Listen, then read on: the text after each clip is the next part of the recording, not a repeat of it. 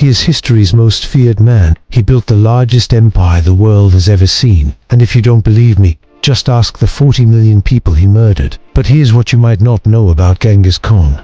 He outlawed torture. He protected religious freedom. He built a postal network that spanned continents. And he built a system where ability mattered more than birth. He was born to me. His father was murdered. His family abandoned. He had nothing, no army, no title, no safety. He was just a young boy with a big dream of uniting the Mongol tribes. The Mongols were known as fierce horsemen, but they were divided into dozens of clans, fighting each other for land and power. Temujin wanted to unite them all under one banner. At first, no one took him seriously. He was a nobody trying to lead everybody. But slowly, he won them over. He made strategic marriages. He offered generous rewards. And soon enough, he had an army. Now he needed a title. He called himself Genghis Khan, which means universal ruler. It was a bold claim for a man who ruled only a fraction of the Mongol tribes. But as he grew, so did his ambitions. His neighbors felt the full force of his power first.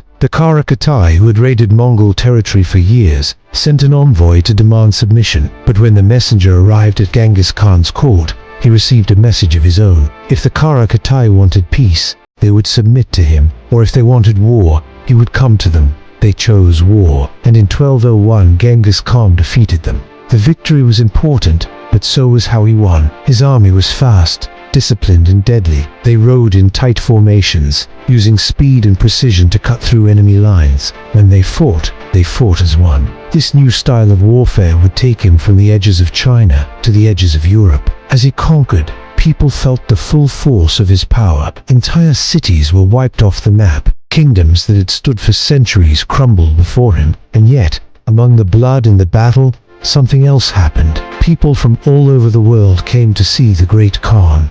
Merchants from Italy, diplomats from China, scientists from Persia, all came to his court in the middle of the Mongolian steppe. Some came willingly, others didn't have a choice. But once there, they noticed something. He didn't care about their religion.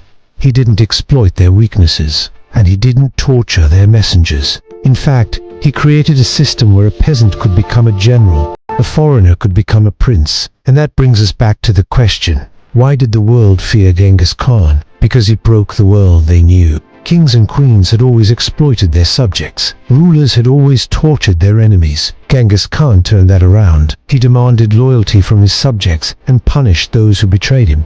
But he rewarded that loyalty fiercely. Under his rule, peasants got access to education. Foreigners served in his army. A woman could rise to become an empress. He appointed people based on ability, not on who they knew or where they came from. That sounds like a great idea, doesn't it?